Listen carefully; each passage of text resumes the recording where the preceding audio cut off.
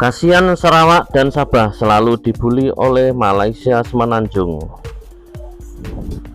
Rasanya tidak habis jika kita membicarakan tentang negeri jiran kita, yaitu Malaysia. Ada saja masalah dan keunikan-keunikan antar negara. Kemarin kita sedang membahas antara Petronas dan Petrus. Sekarang kita membahas tentang Sabah. Sabah di sini merupakan wilayah yang paling miskin di negara-negara Malaysia lainnya.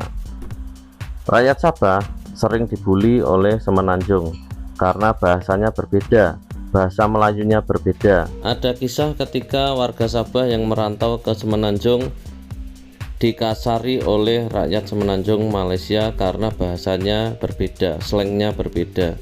Itulah yang membuat Sabah kecewa kepada Semenanjung. Akibat ketidakseimbangan dari segi pembangunan dan ekonomi, maka ribuan anak muda Sabah merantau ke tanah Melayu untuk mencari rezeki.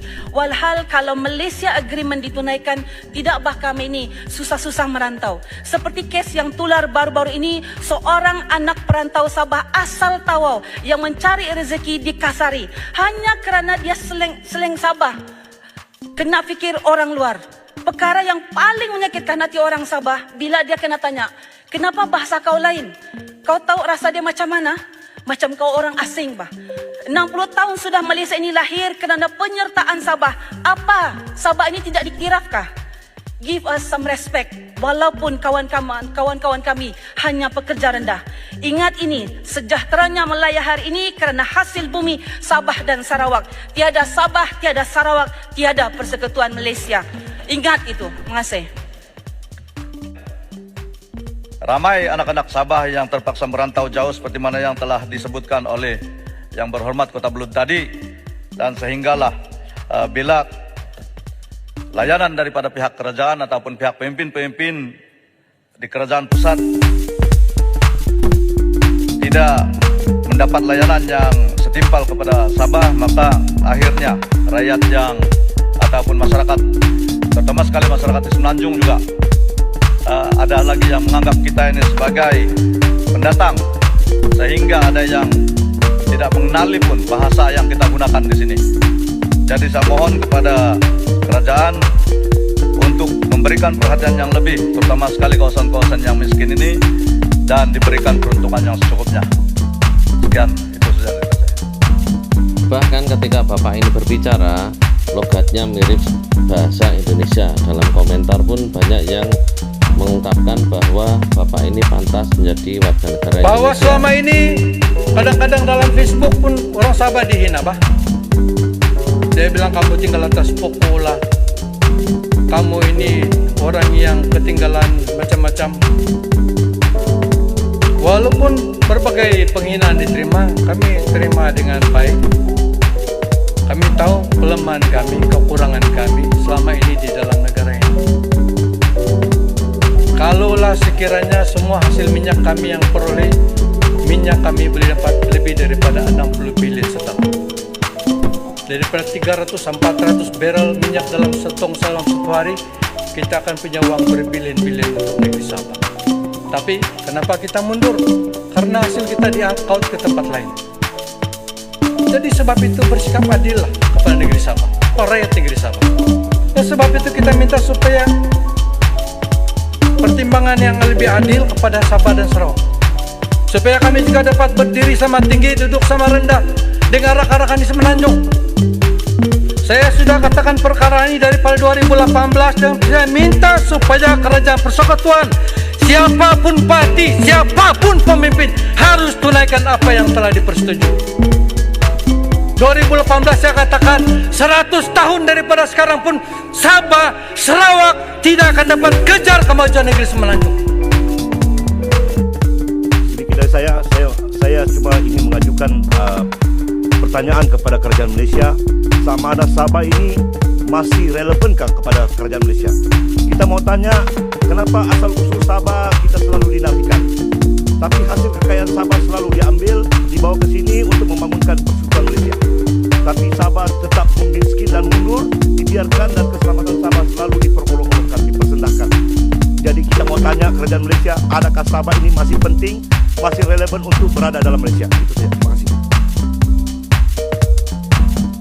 Kawan-kawan saya orang Sabah cakap kita kena ikut macam Sarawak.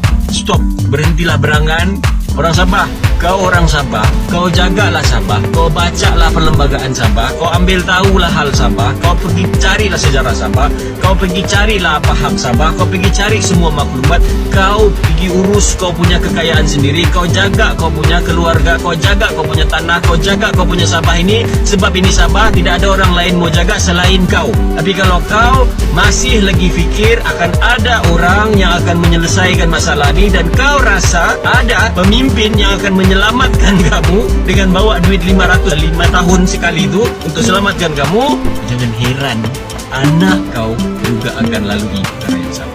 So, berhenti, bangun, ambil tahu hal sendiri. Sabahan, kalau kau tidak buat apa-apa hari ini, anak kau akan rasa semua benda yang kau rasa benda ini tidak penting. Bukan anak kau seorang je, kau tahu tak? Bukan anak kau seorang. Kalau kau tak peduli anak kau nak apa, ya anak aku pun akan kena juga.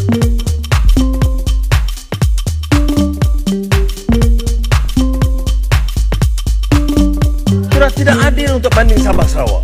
Sabah Sarawak itu masuk bersama Malaysia itu kemudian. Kawasan-kawasan desa itu jauh ketinggalan, jauh lebih teruk daripada kawasan-kawasan miskin. Ini bukan soal pertimbangan politik. Saya konsisten dalam hal ini. Sempurna pun tahu. Konsisten. Mana kalau kita belanja sini 10 juta, kita kena tambah di Sabah Sarawak 100 juta. Kawasan pedalaman. Jadi janganlah kita gunakan perbandingan bahawa dia bagi kepada Sabah dan Sarawak itu begitu tinggi. Keperluan mereka. Sebab itu dalam Malaysia Agreement 1963, Perjanjian Malaysia 1963, itu dimasukkan pemberian khas. Ada, walaupun dipetikai bukan tidak sepatutnya pemberian khas, ini pemberian hak. Tidak mengapa istilahnya.